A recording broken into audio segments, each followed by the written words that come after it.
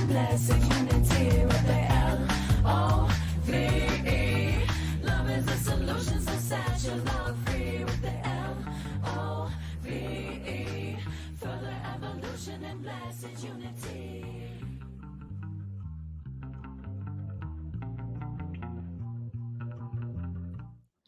Good morning, everyone. Welcome to the Self-Love Show. I am your one and only host today, Trish Wright, and let's twinkle our beloved Dawn Light. She's taking some self-care today, and we are so excited to have Misty Laboy on because why not talk about truth and why not talk about self-love on a Thursday morning at 10 a.m.? Why not? As you all know, we are on Spotify, Apple Music, YouTube, Facebook, and Instagram. You can always go like us there and share anything else that really inspires you. And go ahead and let us know what you'd like to see on the show next. I'm going to tell you a little bit about the show and a little bit about Misty right now. So we are going to talk about truth bombs, how radical honesty will change your life.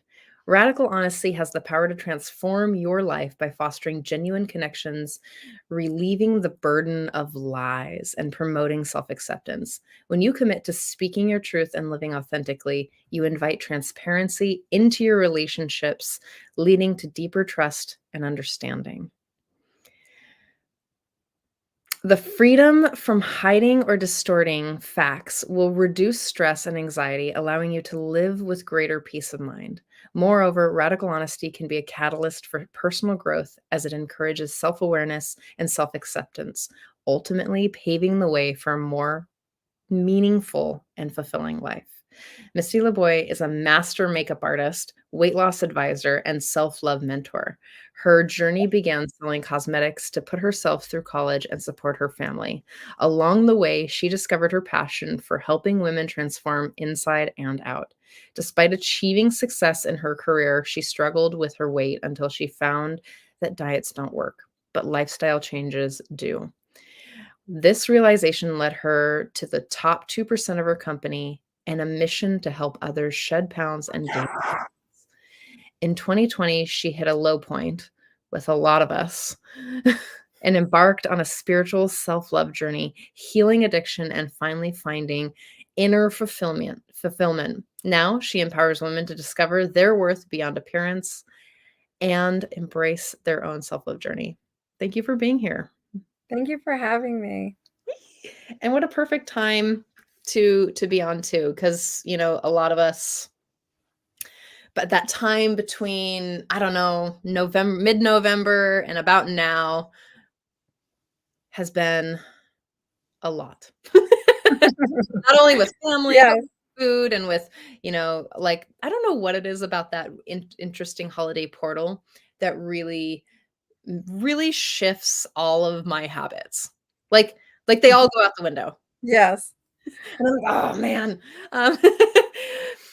But one of the things about truth that, and this topic is really near and dear to my heart, Misty, about radical honesty and about being honest and authentic and what I call being in your integrity is to being really honest with yourself. And I'd love to hear a little bit about what that looks like for you, is like being honest with yourself.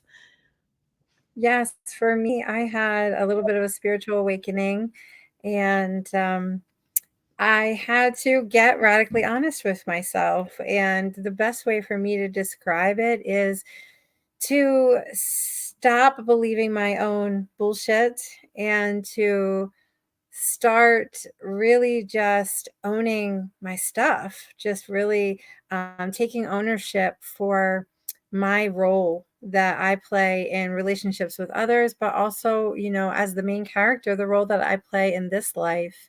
And, taking a real hard look at where I am and all the things that I did to get me here and just taking ownership of that.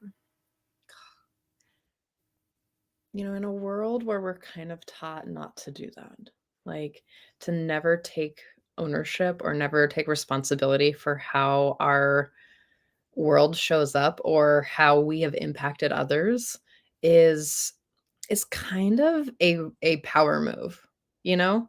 Like, I Yeah. mean, we see on the news that there's, like, people in the media and that we're being bombarded with on Instagram and Facebook and everywhere is Mhm. like, "No, no, no, I didn't do it. How could I? I'm not," even though these people are really, really doing it and taking ownership of how we actually who we actually are is wild. Okay, one of the things that happens in my house here, um, it's a really funny thing about how we perceive ourselves and how we really are. Um, when I first moved in, it's a friend of mine that I live with, and she asked me, "So, like, do you cook? Like, what are your habits?" Da, da, da, and I was like, "No, no, I Mhm. don't." And at that time, I didn't cook, but I cook almost every day. And she's like, "That's a lie." And I was like, "Oh gosh, it is a lie." It was true then, but it's Uh-huh. actually I do cook when there's space and time and opportunity for me to cook. Yeah. So the reconciling with, "Oh, I'm a cooker," and Right, and maybe at one point you weren't, and you were still kinda holding on to that false narrative. the false narrative. Well, I was really sick last year, and I also had, I was traveling a lot, and when you're traveling, Okay. you don't cook. Like, there's, like, Right. little, like you do little things here and there, maybe eggs or something in the morning, but it's Mhm. not big meals every night. Right. Um, so what I'd love to hear a little bit about is, we talked a little bit behind the scenes about the differences between, like, radical honesty and brutal honesty, and can honesty be radical without being harmful, or can it be compassionate, or, these types of things, and I'm curious about what radical honesty means to you, and I'm just gonna let you kinda take it away for a little while. Yeah, sure. So for me, the radical honesty really ties in with my own self-love journey because I had always thought that I loved myself, but this self-love kept coming up, and I recognized that I loved a lot of myself. I love most of me, but there were still parts of me that I did not love about myself. And it now that I've done some work, I know that, those parts of me were parts that I believed that no one could love. So if anyone knew the truth about me, they would not fully love me. So I kept parts of myself hidden for a long time. So when I got radically honest, I had to, like I said, own those parts of me and in order to heal those parts. I just kept stuffing them down and I was in denial, and those parts were never going to heal that way. I had to shed light on them and I had to own them. And there were some people that didn't know everything about me or a lot about me that maybe they should, for my husband, for example. We had to have a heart to heart talk, and I told him there were things that you don't know about me that no one knows about me that I've kept hidden in shame, and I wanted to share those things. And would you be open to hearing them?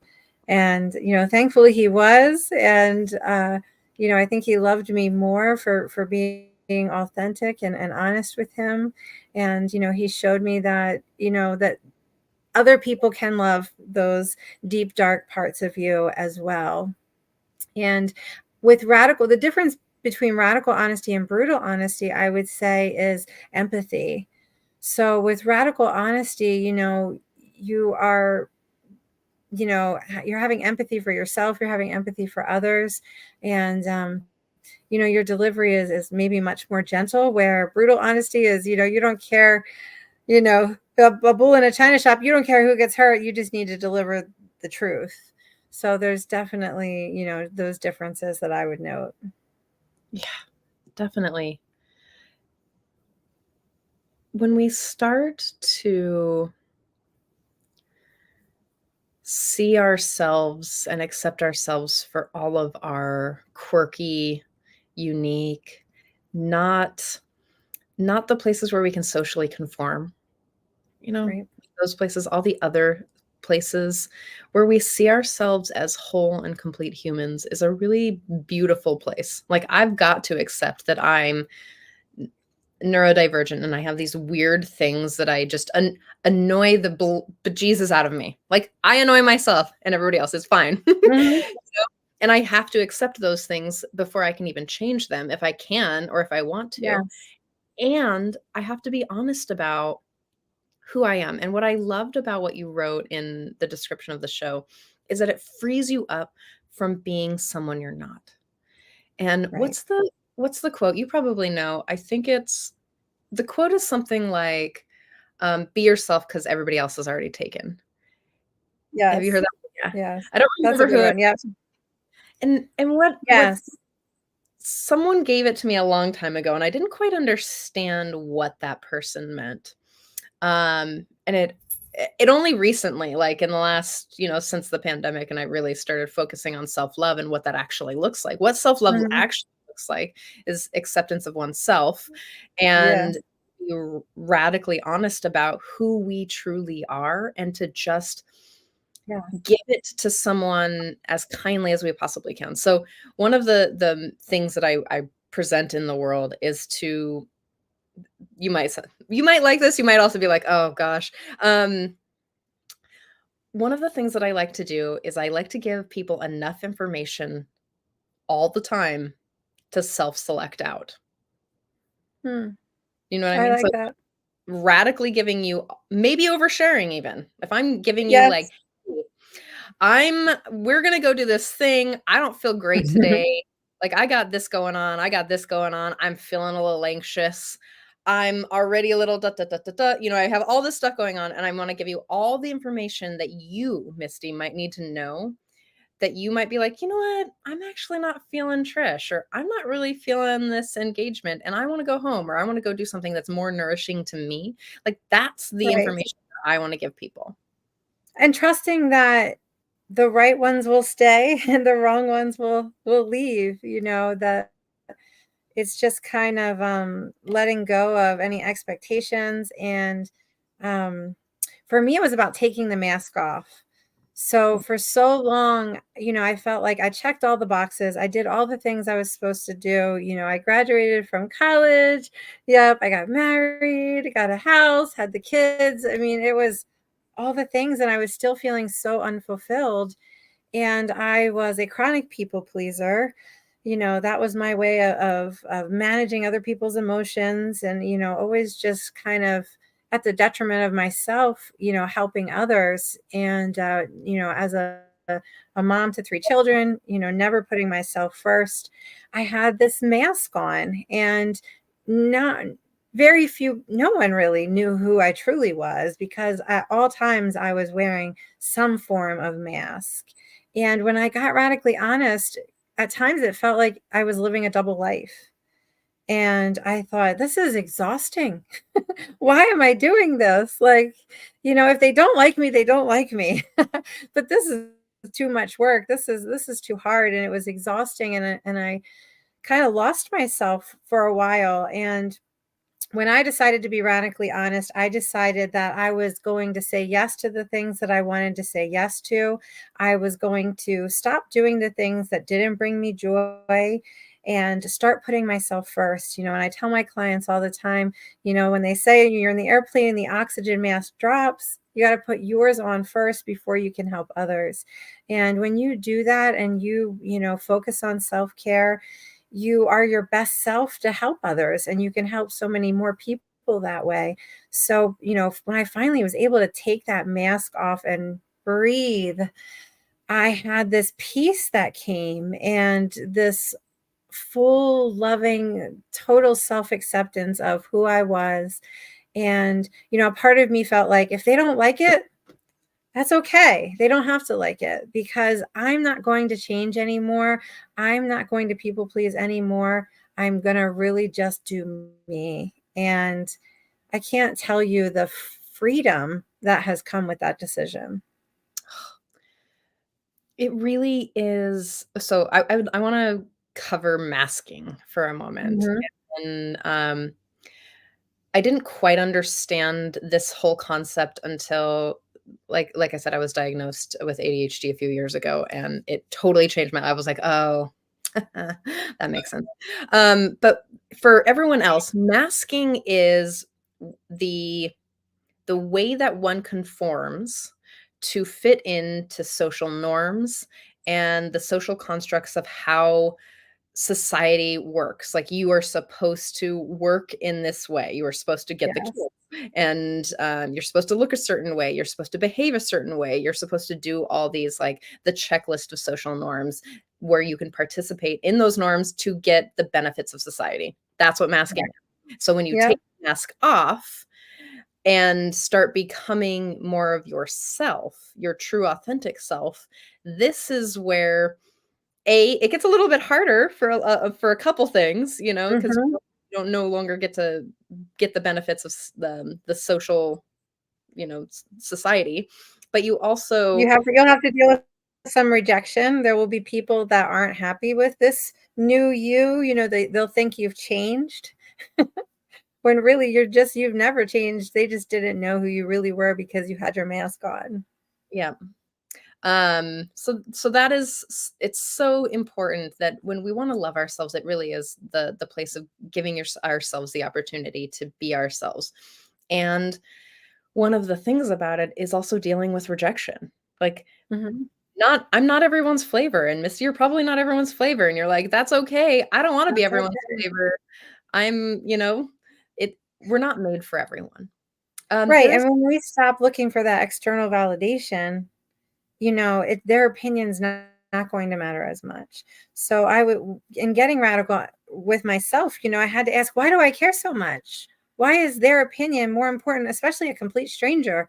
Why do I care what a complete stranger thinks about me? Why am I letting that take up space in my brain, other people's opinions? And I realized that the only person's opinion that matters is mine. And once I recognized that, I was able to let go of the need for external validation because I was able to validate myself. exactly. You know, okay, I'm going to tell another small story about school. So I just got into school, and I'm significantly older than all of the kids there. I've got almost 20 years on them. And Non-traditional, right? You're a non-traditional student. or where they're called owls, older, wiser learners. I was like, oh my. And what I'm I don't know if I like that. what I'm secretly Ow. hoping for is, like, when your eyebrows get all like owly and wily. I'm like, do I finally get my owl wings? Anyway, Oh. um, I'm in a transfer class, and this kid is going up to our teacher and asking, like, for some support and he's really tripping out. He's like, "Oh my gosh, I've studied every day this week, and I know that this means this much of my grade." And he was like, this poor kid, he's like 19, has done all the right things, right? Mhm. He hasn't slept, he hasn't eaten, he's like, and I'm like, I'm listening to this whole thing, and I'm like, yo, I'm gonna give you some old person advice. Like, old to him, right? Like, I'm like, this is what one, that number on your test and your GPA doesn't mean anything about your worth. B, or two, this you've done the work. Like, you can't take in any more information. Like, there's not much more. Three, please go eat and have a little fun and go rest, because this is really what's important in your life, is to actually live your life. And the last point that I'm going to make is that if you are still living for your parents, which I understand that your parents are probably paying for your schooling right now, and that is okay, but there will be a point in your life where you will not be able to actually meet your parents' standards, because they're just so unrealistic to your just humanness, and you will just stop living for them, and your life will get Yeah. easier and better. And he looked at me and he goes, "Wow, I really needed that." And I was like, Mm. done the work. You've done as much as you can do. You deserve to be like, to go eat, to sleep, and have a little bit of fun with your friends before you take Right. this test. You're gonna do fine. You've done the work. And he was just like, I could see him like having this moment of, oh man, I'm doing the work. I can be like, it was a moment of him getting a little taste of self-love and just acceptance of where he's at. I Mhm. do wanna bring in a comment or a question that's coming in is, how do you balance radical honesty with recognizing that truth is usually based in perception? That's a good question. I mean, it's my my truth, my honesty. Um, when it feels like you're in alignment, and when you are not in victim mentality anymore, when you know, truly own your stuff, um, I would say, that's how you balance it. You're not believing the BS stories anymore. You're not making excuses. You're not being a victim. For me, that looks I'm not, like, telling people the outer truth. Do I know the outer truth of the political nature? I don't really know the outer truth. I think that there's a lot of layers that I don't understand, and I think there's a lot of backdoor stuff, so I'm not gonna be like, "You need to believe such and such." What I am gonna It's say more about my own truth for myself, not so much I'm not telling anyone else their truth, but yeah, I know what's true for me. that's exactly where I was going, is really it's that, Sorry. it's I'm being no, you're this is a conversation, this is how Okay. we do it, Yeah. we like is really where like, can I be honest with you about who I truly am? And can I also hear that you're like, "Hey, you cook all the time and you said you don't." Oh, you're right.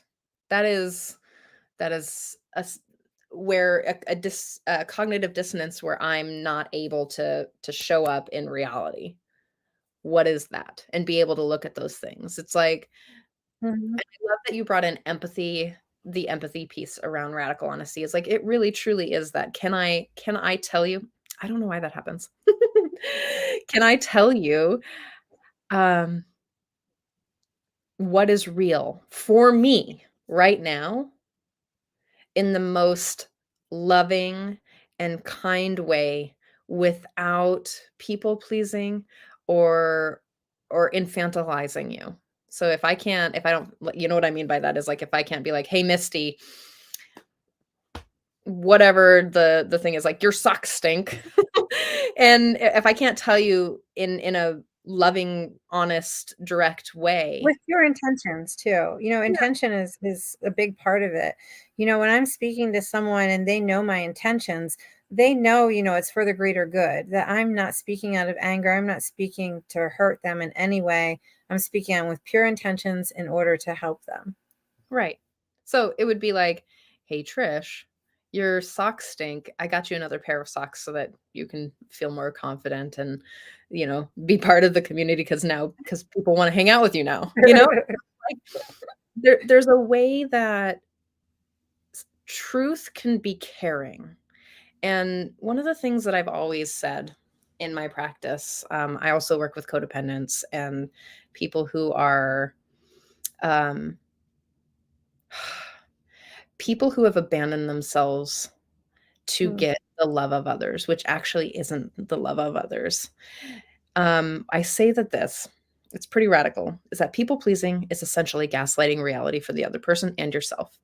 And that to mhm, actually be honest about who you are and let people shed away is one of the most loving actions that you can do. Yes, you do have to make friends with grief. And yes, mhm, you have to make friends with rejection.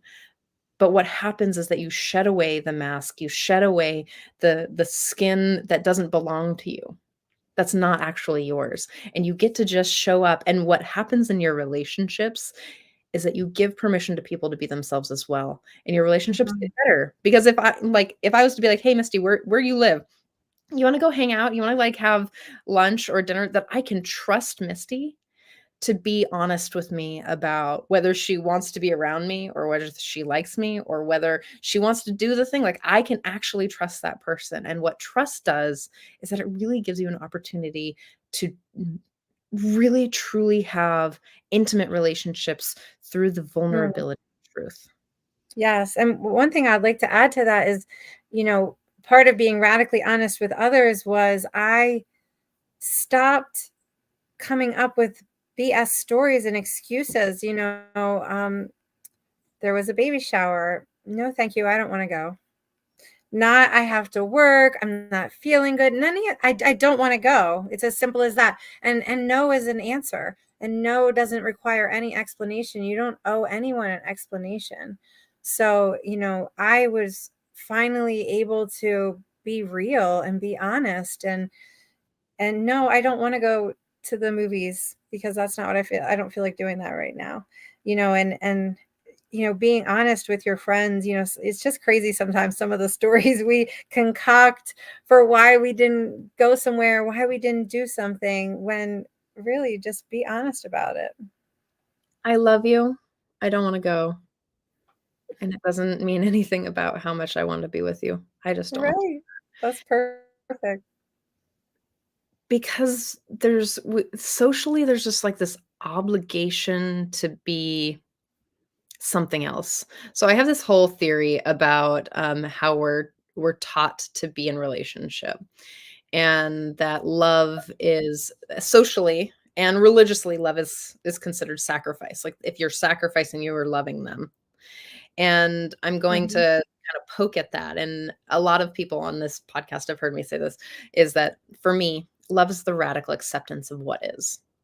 It is not obligation, and it is not tolerating bad behavior. I can Mm. accept what is happening right now Mhm. and accept the person right in front of me for who they are, who they're showing me to be, and also love myself enough to radically accept myself that I'm not able to tolerate this behavior in my life. It doesn't make me feel safe. It doesn't feel good in my body, and things like that. So if we shifted how we see love, I don't need to contort or bend for you to to get your love. And if I have to do that, that Right. is not love. Now I do want to say, as not being a parent, I do know that there are ways that you have to sacrifice and you're obligated to do certain things for some spousal duties and your children. So I understand that there are, like, you cannot neglect your children. Like, that's a thing.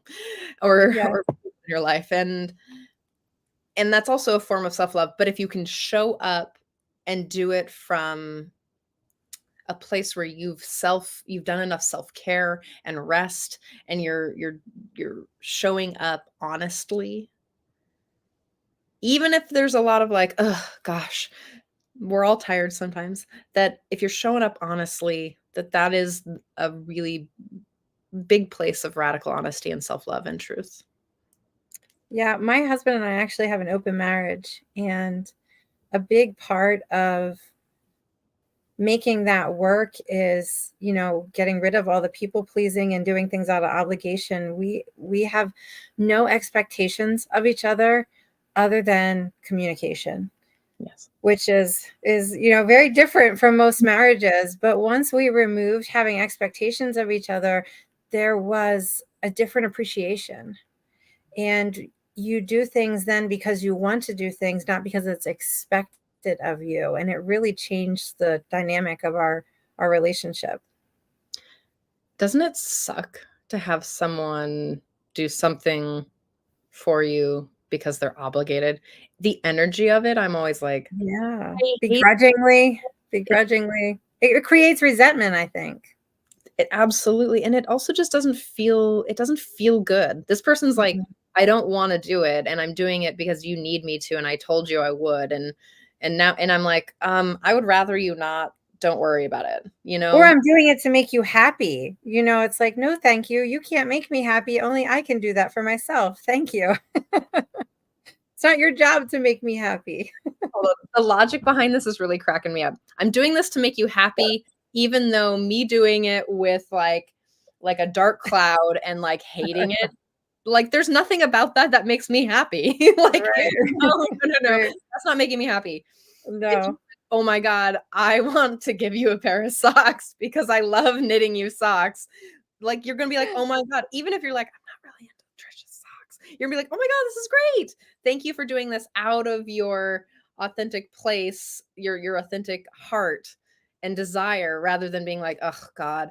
It's like, what's the kind of like the wives' tale or whatever about like making things with love, like food, making food with love rather than resentment. It does. Yeah.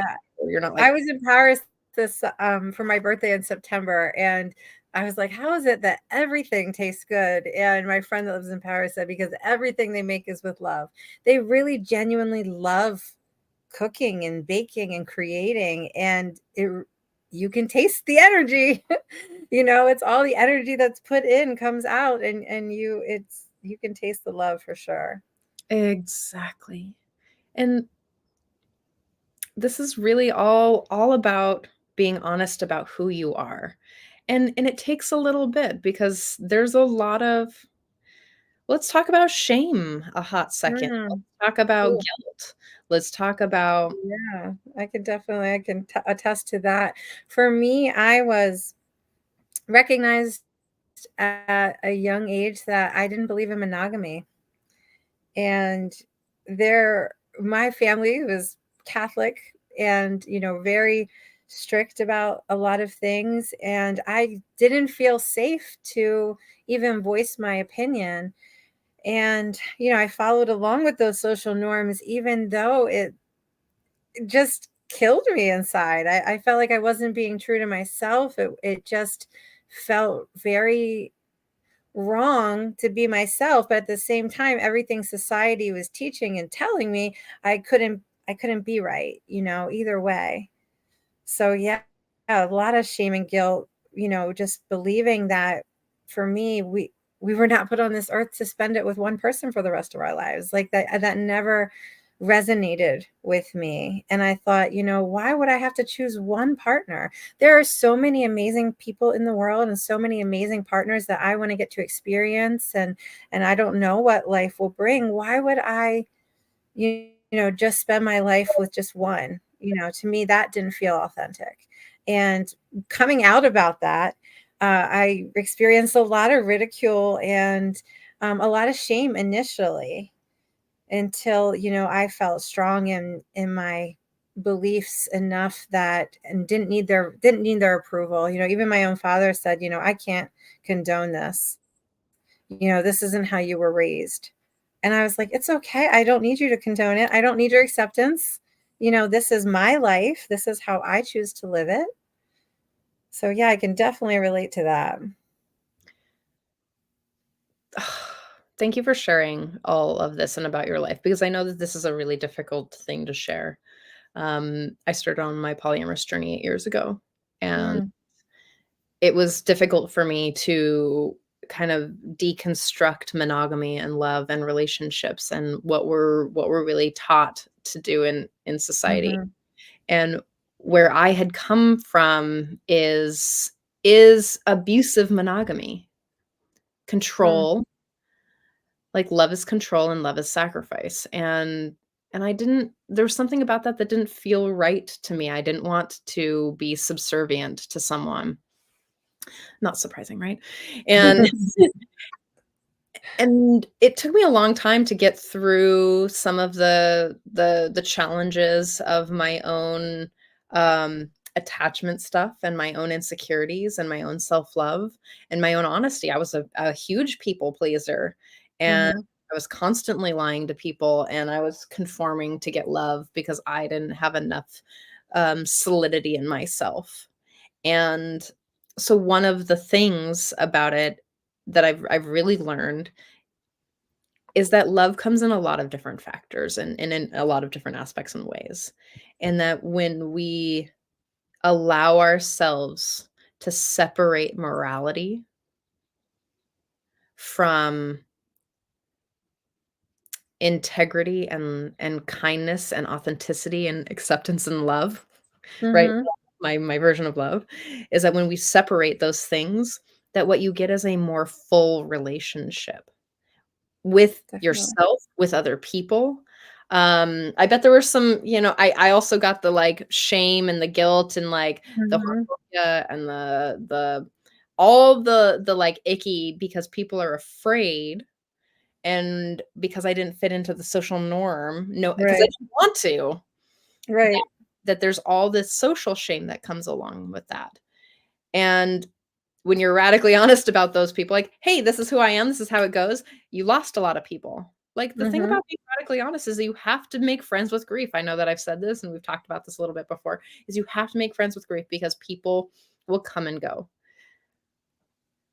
Yeah, I Sometimes mean, a part of me thought, "Oh, I'm gonna lose friends over this." You know, there are people who did not support my polyamorous lifestyle. They mhm, thought it was, disgusting that I had a husband and a boyfriend. And, they're no longer with me. They're no longer my friends. But, now when I look back, I think, well, how close were we ever? Did they love me unconditionally? Did they accept me unconditionally? No, or they would still be in my life. So, um, sometimes the trash takes itself out.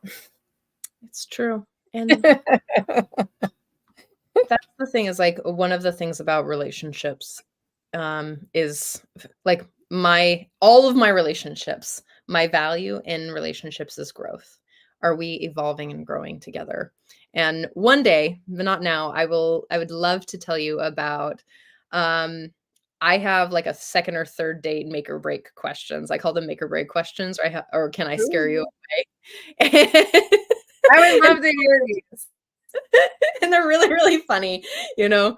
But it is to say to sort of like, is this person aligned with me? Mhm, Energetically. And we have to, as polyamorous people, we have to be really clear about who we let into our family and into our life because one person can impact the entire polycule, the entire family that we've created, and it can ripple out mhm. in really harmful and dramatic ways.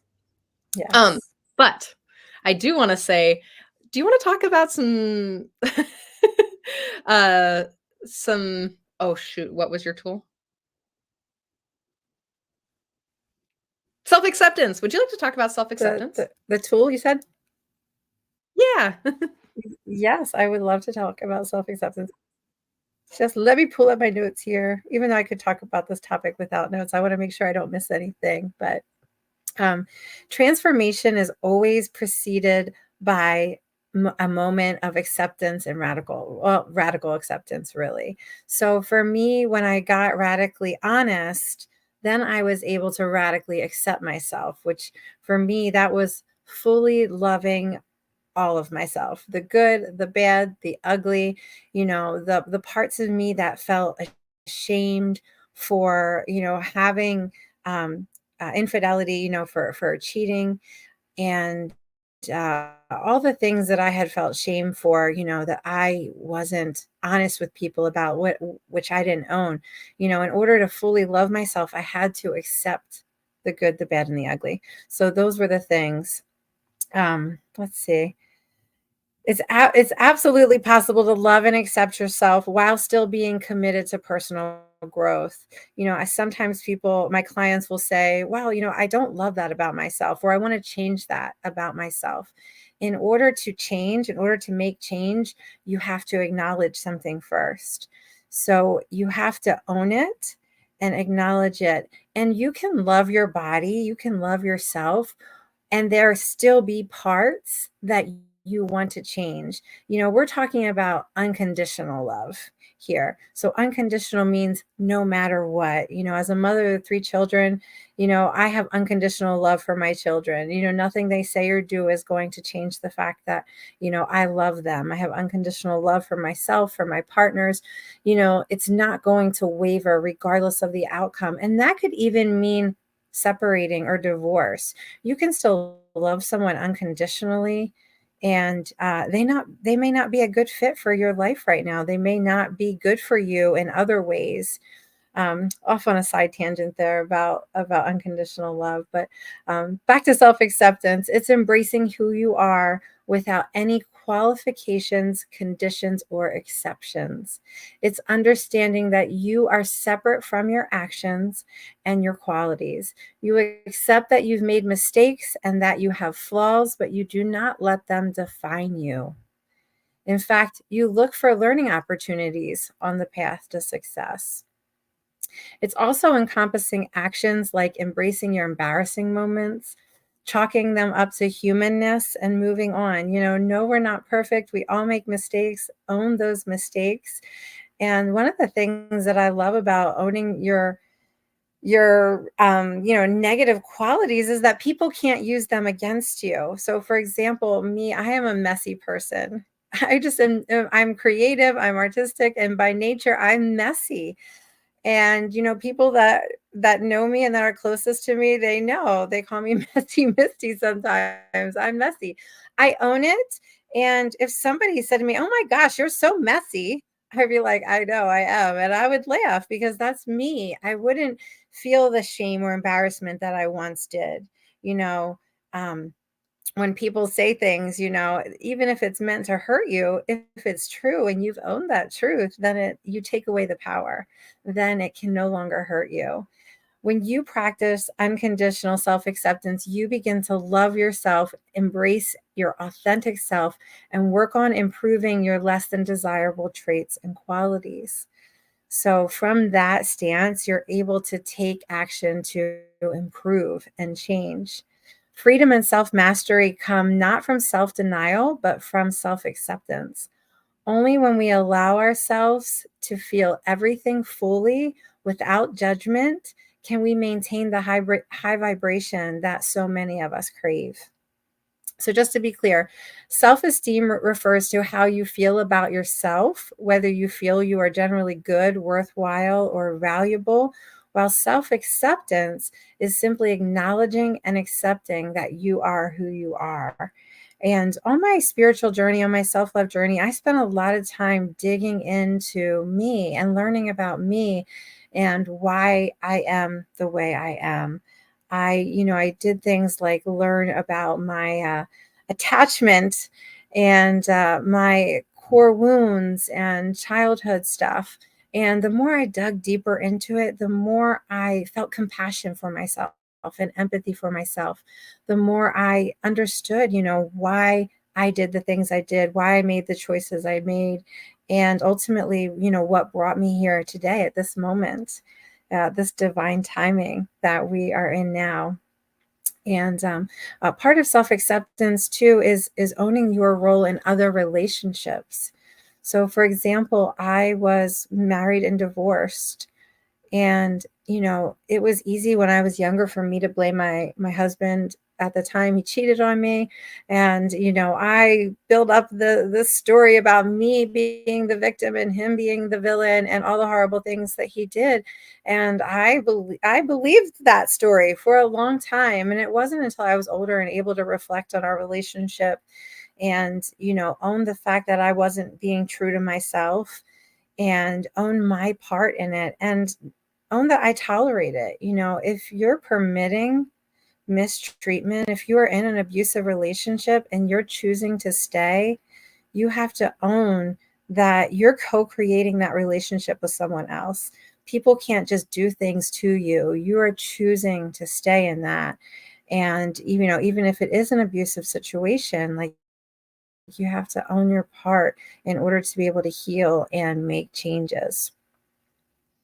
Accepting reality for what it is does not necessarily mean that you like that reality or that you don't want to improve it. It just means that you are okay with where you are right now.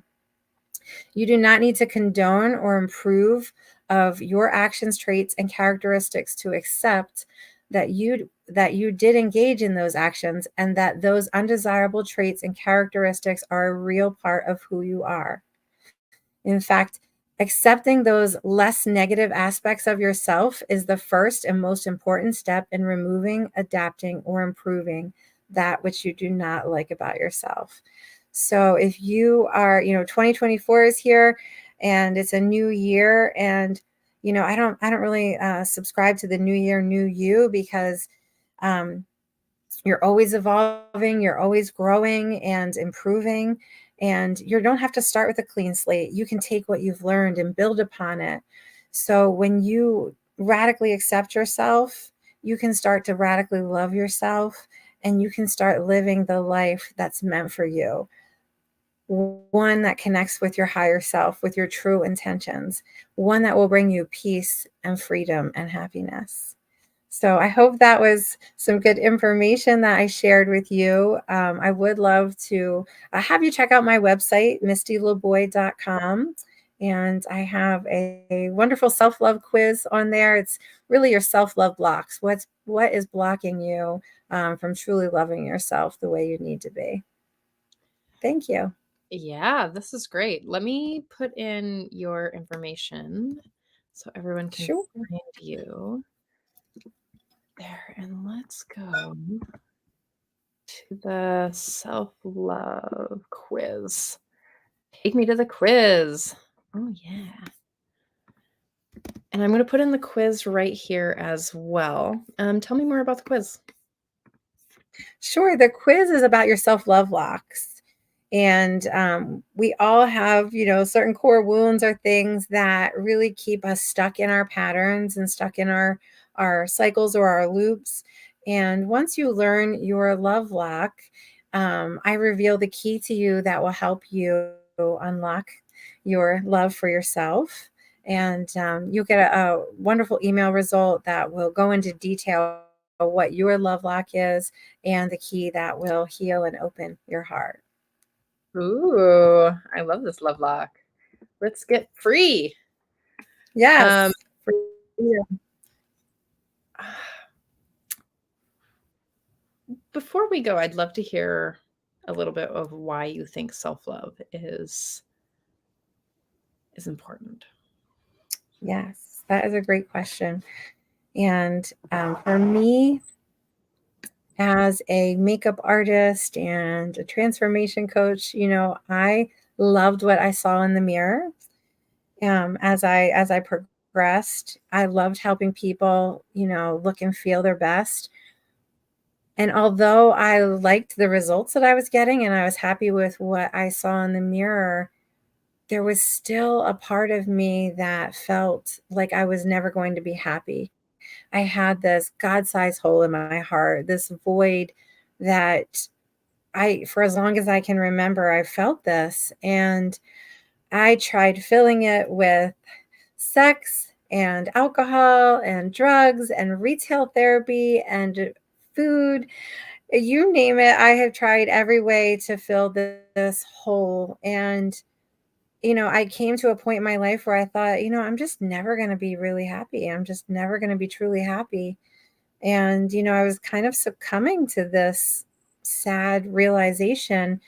And during my spiritual awakening, I self love came up and I argued with myself that I do love myself. I think I'm pretty. I do love myself, not recognizing that that was just surface shit, that was not what real, true, unconditional self love is. And, that's what led me to radical honesty and my self acceptance. And once I was able to fully accept myself, I could begin to learn to fully love myself. And once I fully loved myself, I was able to heal my sex and love addiction and finally heal that hole in my heart that I now know could only be filled with self-love. Yes. What I what I'd love to just help everyone understand is that self-love isn't, like when we talk about self-care, it isn't bubble baths and like face No, masks. It's about sitting in front of the mirror and taking a good hard look at yourself. It's about going to therapy and working on your childhood wounding. It's about being honest that there's really terrible habits that we've all picked up and working on those things. And it's about not feeling self-worth above all. For me, it's about knowing my worth and knowing that I am worthy just as I am. I was born worthy, I'm still worthy, and I don't need to do anything to earn that love and to earn that worth. I am a part of God's creation. I'm one with the universe. We are all one and we are all worthy. And once I was able to really accept that, the self-love kind of clicked, and it was just like, wow, like this is what self-love is really all about. absolutely. Okay, one last question, and that is Why doesn't self-love work? Why doesn't self-love work? It's a trick question. Yes, I would say as a self-love coach, if self-love isn't working, it's because you haven't been radically honest with yourself about where you are on your self-love journey. I feel like so many people, they don't realize how important it is, and they don't realize what it actually is. So, again, you can't really work on something that, you don't know, but when you know, you know. And when you know better, you do better. And once I realized how important it was too good for me not to be able to share it with other people. I got a message from my higher self that I needed to teach people how to love, and I did not know what that looked like or what that meant. And it took me a while to realize that for me, it's about being the example of love to others. And in a polyamorous community, helping others to learn that love is an infinite resource. Time may not be, but our love is an infinite resource, and we have a lot of love to give. And yeah, that's the only way it's not going to work, is if you're just haven't reached that level of awareness yet, or you're in denial.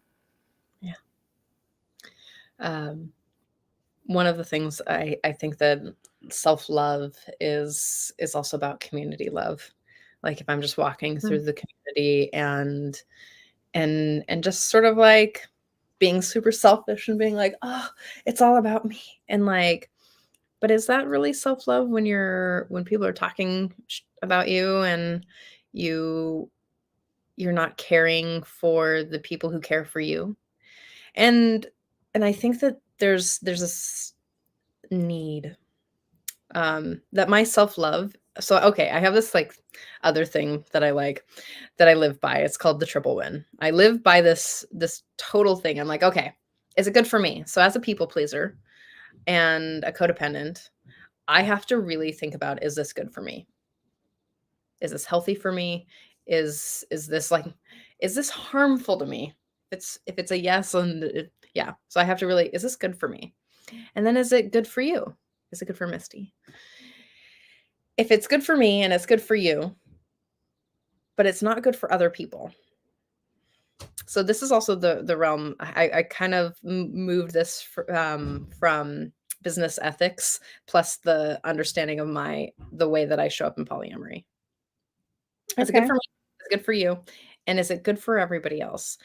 And what I've noticed in the world is that it could be good for the two of us, and the entire rest of the community is falling apart. And I'm like, is that actually really good for me? Because then there's so much drama now that it's actually more work than what it's worth. Mm. And it's causing so much harm in the wake. Like I'm just leaving a wake of blood and pain. And I'm like Hmm. thinking about it in the realm of like self-love, is like, is this self-loving when my world is on fire, but I'm having a great time with you? Like whatever we're doing, we're having a great time. We've started business, we've done this, and we've like whatever has happened. And then I was like, oh, so here's where I'm inviting people to expand self-love just a little bit. Is it good for me? Is it good for you? Is it good for everybody else? And if it's not good for others, I invite us to get a little bit more creative about how we're working through it, um, and how we manage what we do, how we show up, and how honest we are with ourselves. Like, hey,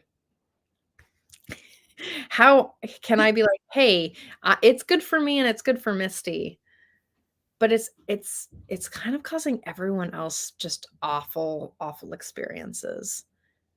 Is there a way that I could love Misty in a way, or manage my relationship or our work together or whatever, that is in a way that we can make it safer or make it more kind or more loving to other people? And if it's a no, then I have to manage my proximity, or if it's a yes, then we get to like bring other people into the radical honesty bit of it.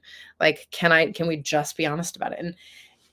And that's when I've been really sitting with this for some time around, like, how do you do that without abandoning, Mhm.